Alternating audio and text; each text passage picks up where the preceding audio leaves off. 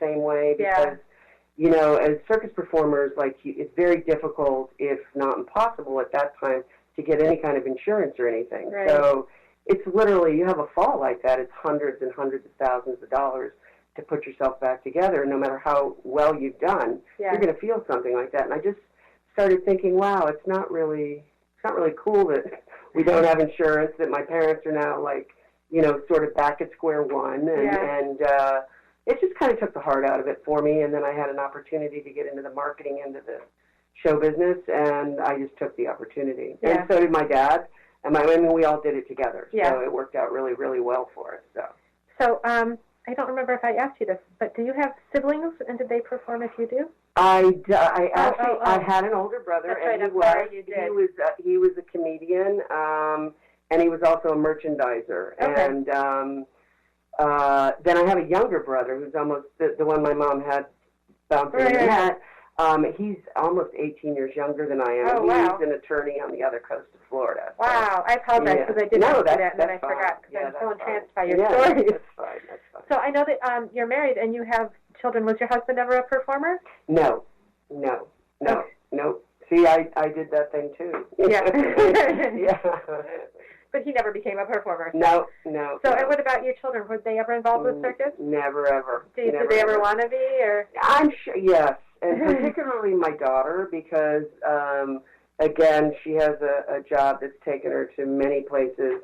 And she did meet some of the people that I grew up with out in Los Angeles that are actually stunt people out there. Yeah. And so they all have apparatus set up in their backyard. So she got to, experience some of that. Yeah. And then she met, my dad's oldest friend that he knew from kindergarten that also is, he grew up in show business, but he does stunt, not anymore, but he handles stunt people. Yeah. I think my daughter particularly, they're both very creative. I think they would have both liked to have, been involved somehow. My son is a film major, so he definitely wants to be a screenwriter. And my daughter, she was very involved in Florida theater. Both my kids were, and they both acted, and they had that in them, that theatrical thing. Yeah. I think that's very cool. Yeah. So, and how do you? Do you care? Does it bother you that they didn't go into circus? Because really, when they were born, you were done with it anyway. With the performing side, not with the other side. No, it doesn't bother me at all. And in fact, I very much differ from most of the people that I grew up with in show business in that I'm okay with not being in. Well, I'm sort of still in show business, being here, and this is like the perfect blend. But I lived that life, and I loved it, and I have great reverence for it and great memories and respect. But when I move on, I move on. And I think I learned that from show business, too. Yeah. When you hitch up the trailer, you go to the next town, and that's it. And that's sort of what I do. Yeah. Yeah, I just move forward. So you're good with change. Yeah. That's great, because not a lot of people are. That's true. So something that's going on, it's happened a lot in the past, but it's going on a lot now, is when things are a mess in the world, they call it a circus. Yeah. And I know that the circus people are not happy about that. Yeah. So what do you think about that? Is there any comment you'd like to make? I know that people are not thrilled when they hear that, but I don't necessarily always hear it as a negative because I don't think that's what they're trying to convey. And I think, again, that's just an insecurity. It doesn't really bother me because, circus is crazy. It is. Yeah. It's like you can be, sick as a dog behind the curtain, and when you come out, you're all smiles and like nothing's wrong with you. Right. You tape up your broken ribs and you go on and nobody knows, and then you go in the back and you're like, oh my God, my ribs.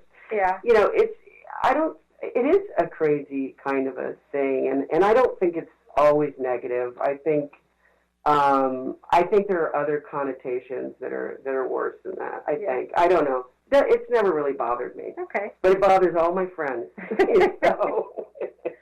So what are some other misconceptions people have about the circus? I think for my part, immediately when you said that, I think back to being in Rochester, New York, and sitting in my RV, eating my dinner, and having one of the audience was being let out of the show, and this man held up his child to stare at us eating in our window.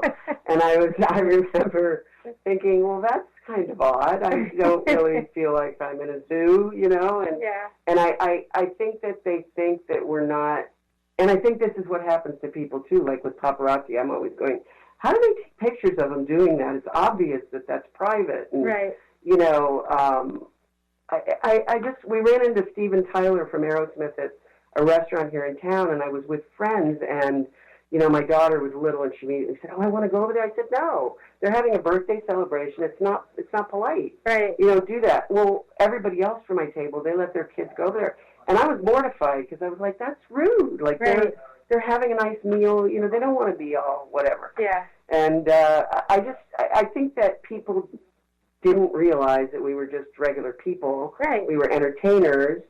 And I think there was a conception that we were, I don't want to say gypsy because I don't want to put that on gypsies either because I know there's all kinds of gypsies, but they just thought we were unseemly. Like they'd want to lock up their doors when we came, or, you know, it was very bizarre. You know, they thought we lived like, I don't know what. And I used to think, wow, I mean, we've got a washer, a dryer in our trailer. We've got every luxury you could want. I mean, pull-out barbecue grill. You couldn't live any better, you know. But they just thought we were like really roughing it and didn't know any better and that kind of thing. Now people are paying millions of dollars for those RVs for that lifestyle. Absolutely. And we all had our homes here in Sarasota where we'd come to when we were performing. You know, in addition to the RVs and stuff. So it just just people assuming that they knew who you were because of some preconceived idea they had.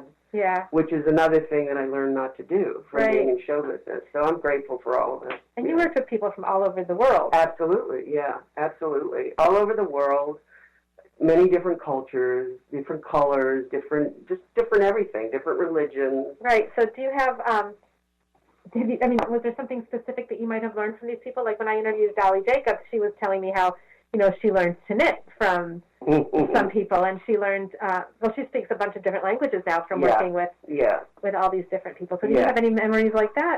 Cooking memories, I have. There's certain, you know, I can make things, like if I make something Mexican, I think of this Mexican family that used to always, when I perform with them, they would always send me over a whole tray of their enchiladas or whatever they were making because they were so good, and they showed me how to do it.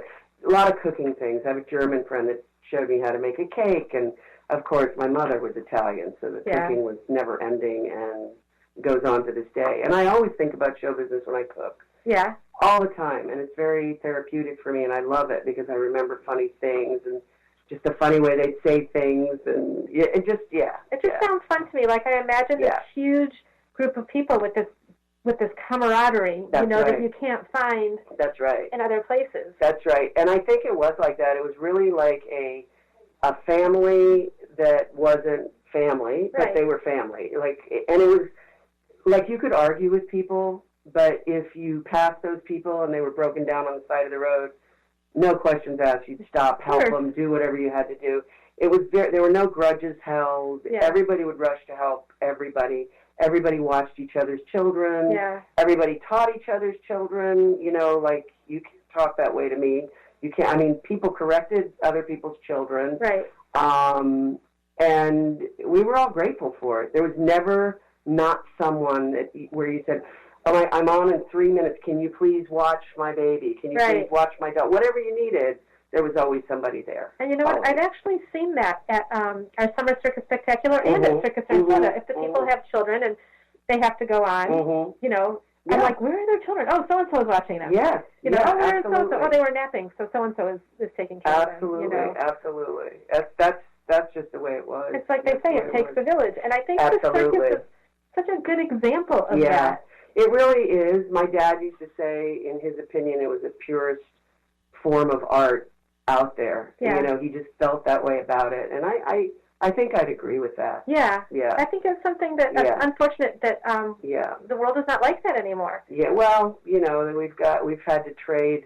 I mean, I wouldn't trade technology, but I mean, you know, we've given up and we've gotten. You know, we've given and we've lost. So that's just the way of the world, I think, you know. Yeah, I guess that you're right. But it is, and maybe I'm an idealist, which I definitely am. There's people that know me. But to me, it sounds like a wonderful way to grow up. It was. It absolutely was, no question. I can't think of anything or anywhere I would have rather been than in my childhood. Yeah, because not only were you learning what you needed to learn schooling-wise, yes, but you learned so many life lessons, and you got to meet people from everywhere. Yeah, that's like the best lesson you could have. Absolutely, I couldn't agree more. You cannot buy that kind of an education. Right. You really can't. Well, unfortunately, we're out of time. Okay. But once again, I've loved talking to you and hearing about your family, and I feel like I know you so much better. Awesome. So I would just like to tell everybody that's listening, if you have anything else you'd like to know about the Circus Arts Conservatory, which we really didn't talk about very much, you can go to our website, circusarts.org. We will be having shows this winter and spring, both digitally and in person. We're very excited to be presenting those and taking every precaution that we can. And I'd also like to remind everybody to please be kind in these very hard times. Everybody needs a little kindness. And keep calm and circus on. And may all your days be circus days. Thanks so much. Bye-bye.